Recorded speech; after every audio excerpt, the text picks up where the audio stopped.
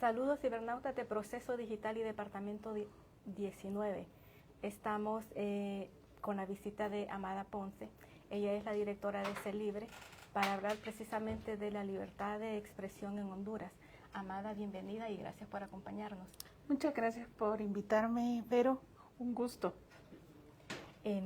Queremos saber las expectativas que hay en este tema para Honduras, pues tan marcado en negro. Siempre que se mencionan en las listas, a Honduras nunca se le favorece por el ambiente.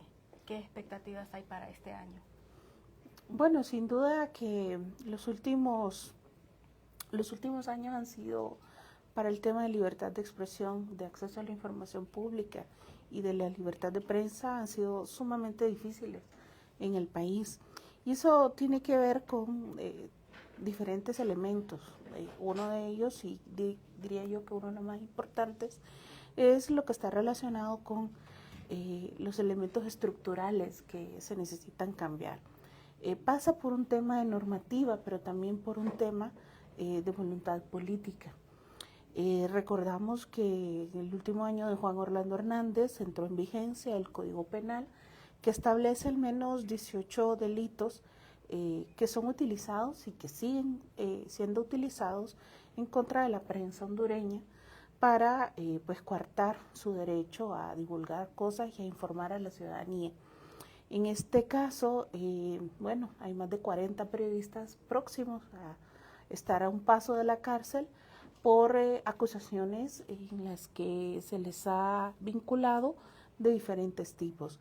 La mayoría de estas acusaciones están relacionadas con divulgación de información por corrupción, por temas de nepotismo, por temas de narcotráfico, abusos de autoridad especialmente, y sus vínculos que tienen tanto autoridades estatales con la empresa privada, los bancos, las industrias extractivas, y cómo esto, digamos, en especial afecta las regiones del territorio en donde se encuentran las concesiones mineras, las concesiones por generación de energía, entre otros elementos.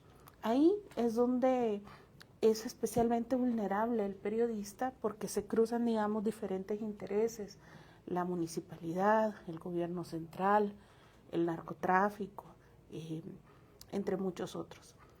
Y bueno, Honduras se mantiene siempre en quizás en los últimos 15 años, dentro de las cifras de países con mayor riesgo para ejercer nuestra profesión. Y esto tiene que ver, por supuesto, con diferentes elementos. Una de las cosas que nos preocupan desde el comité tienen que ver con que Honduras no es un país en guerra, o sea, no es un país en guerra abiertamente declarada, pero si comparamos las estadísticas del número de asesinatos de periodistas con países en guerra, podríamos decir que hay una guerra abierta en el país, aunque de hecho pues no es así. Y bueno, también es importante mencionar que el número de asesinatos, hemos llegado al asesinato número 100 de muertes violentas de periodistas y comunicadores sociales, justamente hacia el 20 de diciembre del año 2023, con el fallecimiento de Francisco, un comunicador social de Danlí, al que pues pese a que tenía una escolta policial, inclusive hasta su propia escolta, pues estuvo a punto también de perder la vida.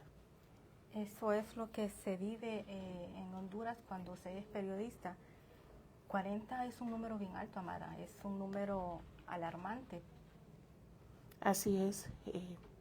Justamente de ahí parte la necesidad de unir fuerzas desde sociedad civil, desde los periodistas, desde la misma ciudadanía, organizaciones gremiales.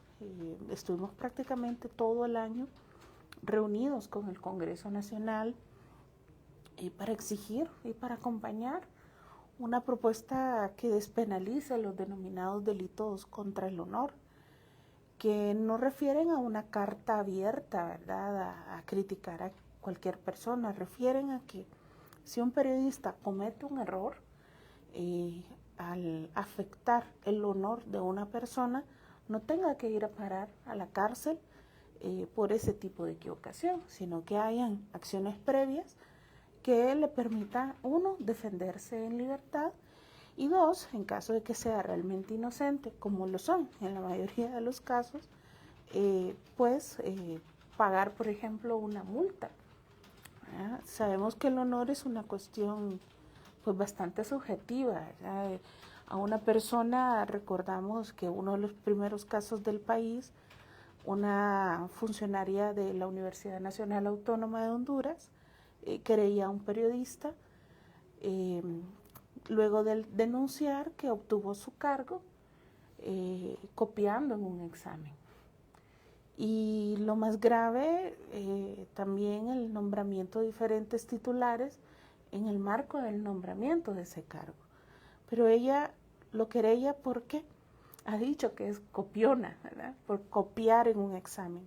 Y ese cargo, esa acción de divulgar un elemento que podría causar risa y que debería de causar vergüenza más bien a una funcionaria de obtener un título así,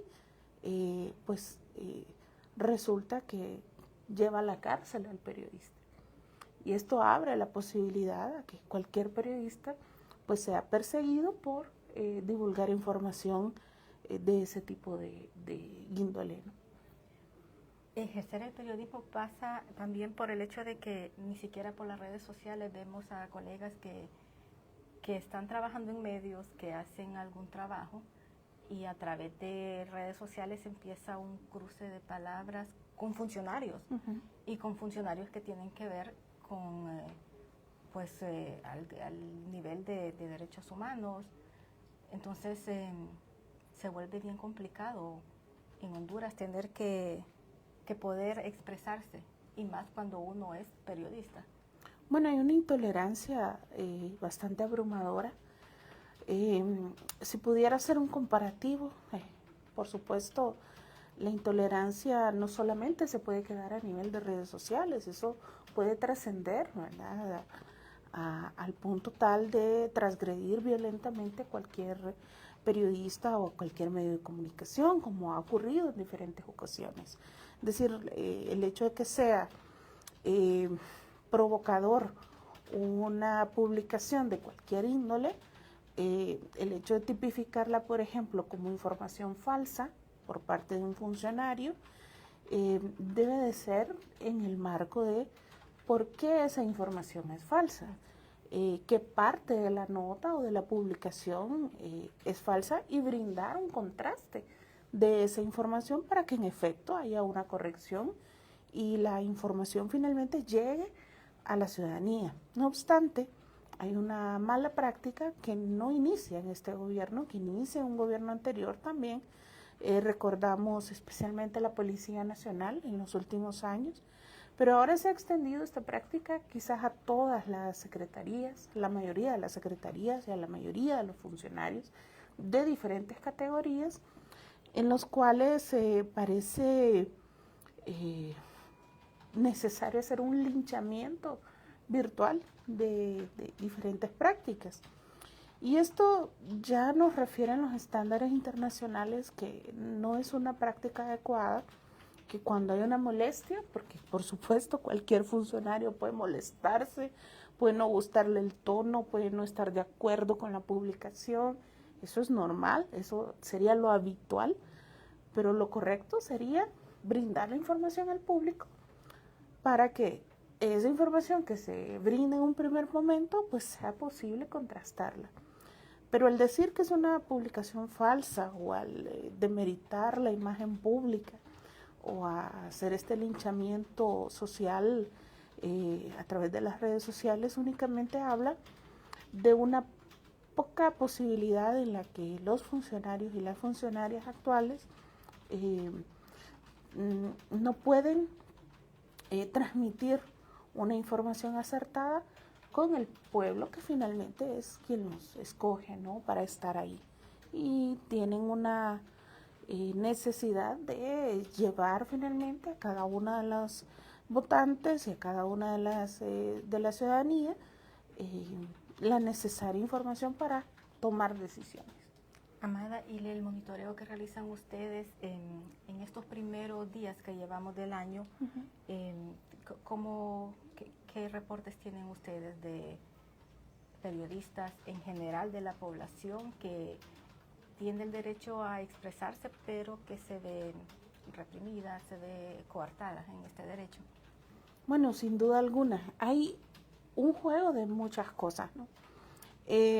Acciones violentas, encontramos en los primeros meses de enero, en los primeros días de enero, encontramos amenazas, especialmente en la zona central y oriental del país.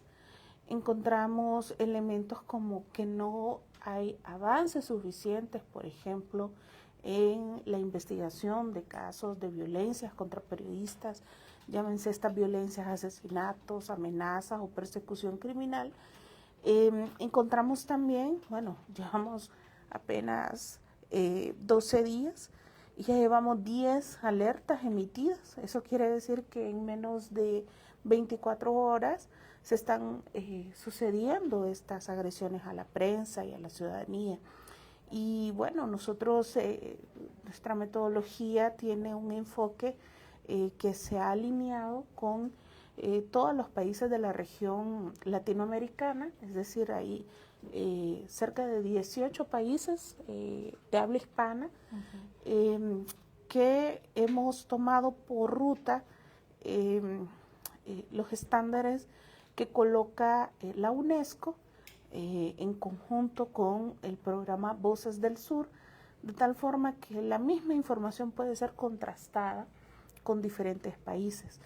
CELIBRE, de forma particular, lleva el monitoreo de 64 indicadores de 8 categorías sobre libertad de expresión, que van desde la censura, la violencia, el Internet, las expresiones artísticas, entre muchas otras, que bueno, que van marcando quizás una serie de opciones para que la ciudadanía pueda ir tomando ese pulso necesario sobre lo que está pasando en el país, especialmente cuando es reflejada o no en la prensa hondureña.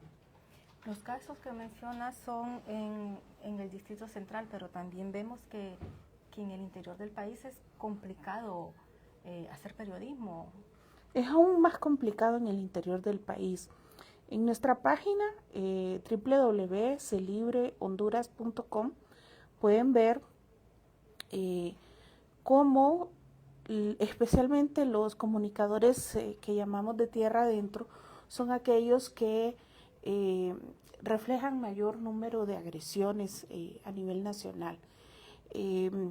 Es ahí donde, por ejemplo, el alcalde municipal toma un protagonismo mucho más grande y toma decisiones sobre la empresa privada, sobre el acceso a la justicia, y ahí también pues el periodista logra tener mayor dificultad en el acceder de la información producida en las municipalidades.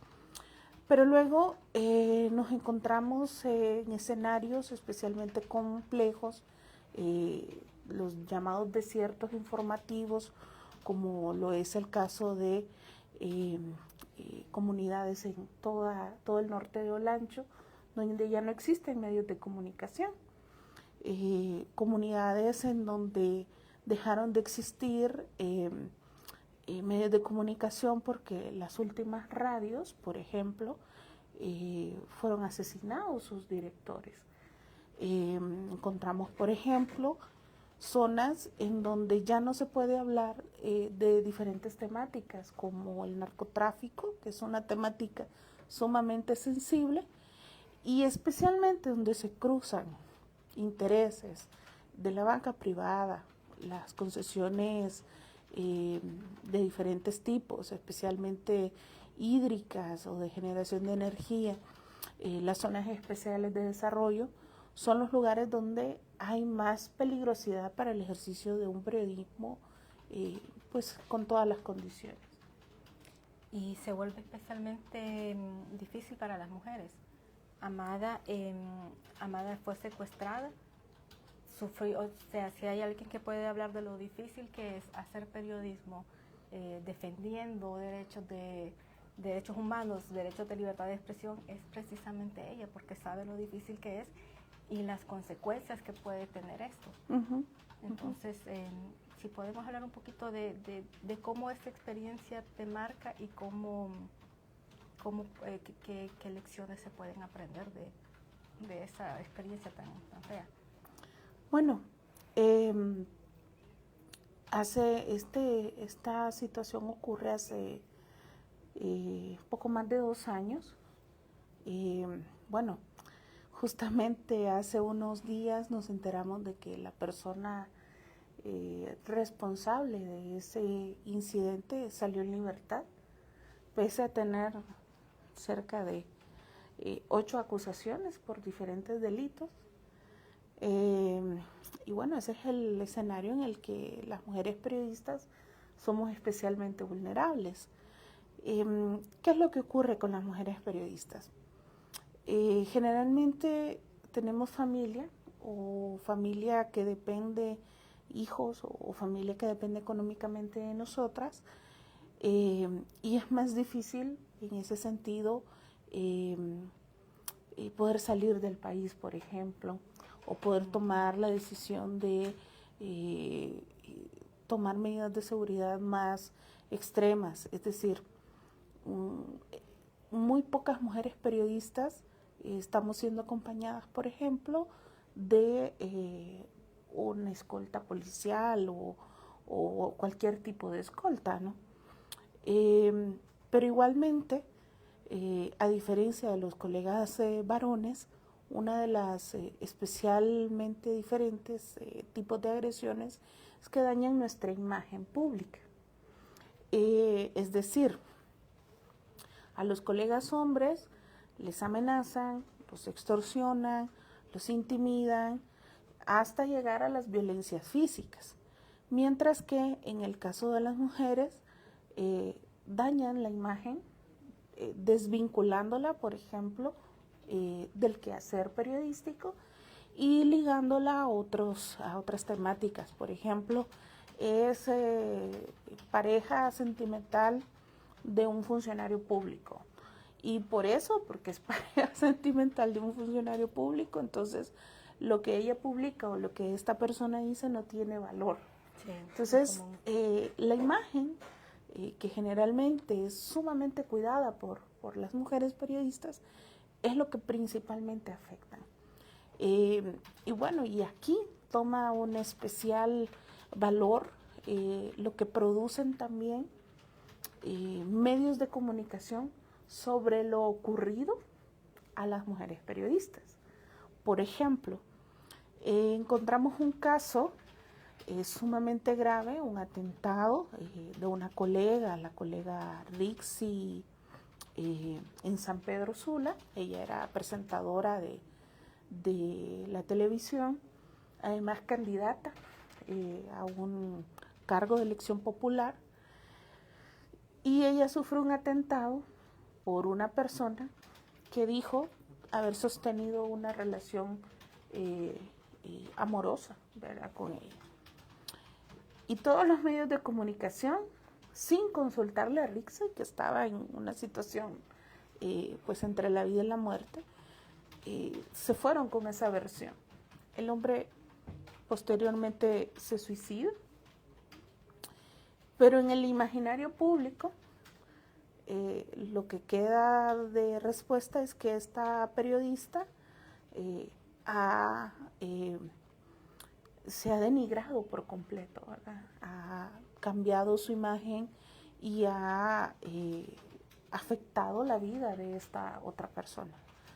Lo cierto es que nuestra investigación revela posteriormente, muchos meses posteriores, que la periodista fue víctima de una robo de identidad a través de sus redes sociales, personajes que pudieron hacerle creer a este hombre que en verdad tenía una relación sentimental con la periodista. Y bueno, esa información no salió en ningún lado. Muy pocas personas lo conocieron. La periodista finalmente tiene que salir del país junto con su familia, con su esposo. ¿Y quién le cuida el honor a la periodista, no? O bien cuando asesinaron a una periodista en Catacamas, la versión principal y la versión policial era andaba en minifalda tomándose unas cervezas en la noche.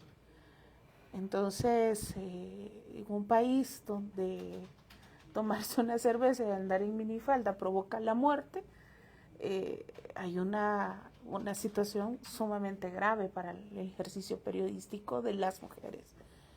Luego, ¿qué ocurre con los compañeros varones? Tienen otras limitantes. Bueno, el acoso que existe, por ejemplo, quienes venimos de medios comerciales tradicionales sabemos que hay acoso tanto en la fuente como dentro de los mismos colegas, que hay fuentes que no se logran cubrir, no porque no se tengan las capacidades, sino porque existen personajes que irrumpen, digamos, el desarrollo periodístico de las mujeres.